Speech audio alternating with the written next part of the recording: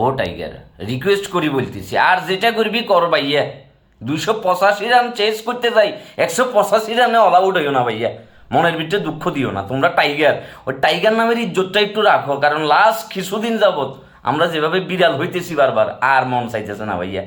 ইয়েল্লা বলে যে কষ্ট করে দন্দরি খেলাটা দেখছি, এক মেন্ডিচ্ছে আর আসালাঙ্কা দুজনে মিলি বাইরে মনে করে যে পুরো শ্রীলঙ্কা টিমটা 285-তে লই যায় ঠেকাইছে। মোস্ট অফ দ্য বলার আমাদের হাফ সেঞ্চুরি করে ফেলছে। বলাররা আজকে খুব একটা পাত্তা পায় না, খাওয়া পায় না ভাইয়া।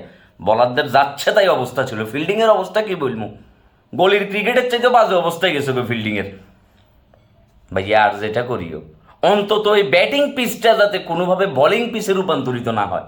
হাসারাঙ্গা ফায়ার বিটে ব্যথা পাইছে, আল্লাহর ওয়াস্তে এদের বল এগুলো কেন দেখি খেলিস।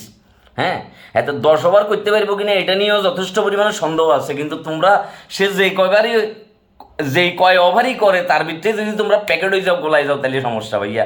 টপ অর্ডার জুনিয়র তামিম আর হয়েছে ইমন ভাইয়া, তোমাদের মিনিমাম 15টা ওভার দেখি খেলি মারি দুরি, তোমাদের ন্যাচারাল গেমটা তোমরা খেলো। আর মিডল অর্ডারে কলাপস করাচ্ছে ভাইয়া।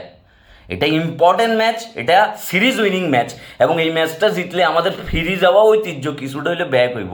আর এই সিরিজটাও যদি হারি, তাহলে আবার দিন শেষে সংবাদ সম্মেলনের অপেক্ষা করবো, পুরো ফেসবুক জুড়ে আবার গালি গালাজ দিব, আবার মানুষে মনে করে যে খেপি যাবো ভাইয়া। মানুষরা আর খেপাইও না প্লিজ। ফুটবলে সবাই ভালো করতেছে, ক্রিকেটের সেম কামব্যাকটা দাও ভাইয়া।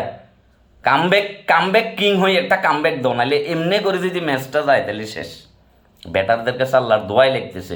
আর আপনাদেরকে বলতেছি, আপনারা যারা বাংলাদেশ ব্যাটিংয়ের সময় খেলা দেখবেন, প্লিজ হাতের মুঠ ছাড়িয়েন না, ওয়াশরুমে যাইয়েন না, বাজারে যাইয়েন না, দোকানে যাইয়েন না, খেলা দেখি বারবার করে ধূপধাপ করে উঠি যাইয়েন না ভাইয়া। উইকেট চলে যায়, কেন হয় কীভাবে হয় সেটা জানি না, কিন্তু ধূপধাপ করে উইকেটেগুলো চলে যায় ভাইয়া।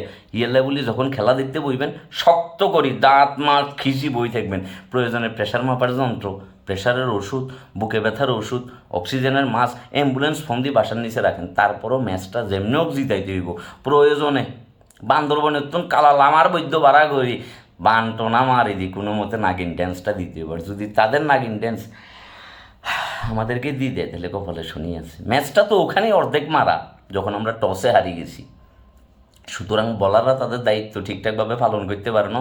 এখন পুরো দায়িত্বই চলে এসছে ব্যাটারদের উপর। এখন ব্যাটাররা যদি ঠিকঠাকভাবে ব্যাটিং না করি, চিন্তা করে যে আরে রান করি আর না করি, ম্যাচ ফি 4 লাখ, এই 4 লাখের চিন্তা যদি করো, তাহলে আজকেও আমরা পথে পথে আর দিন শেষে কাশেম কাকার মাইক ভাড়া করি উদম গালিগালাজ চলবো, এছাড়া আর কোনো উপায় নেই। খুব আশা নিয়ে বসে আছি, আশাহত করিও না প্লিজ। রিকোয়েস্ট, যত ধরনের ওজা টোনা বৈদ্য কালা ফানি ফরা ফানি ব্যাক ফানি মারি দিলাম ভাইয়া। এই সিরিজটা একটু জিতো ভাইয়া প্লিজ। নাগিন ড্যান্স দেওয়ার একটু খুব ইচ্ছে, হতাশ করিও না। দিন শেষে যাতে আমার কান্নাকাটি করতে না হয় প্লিজ ভাইয়া।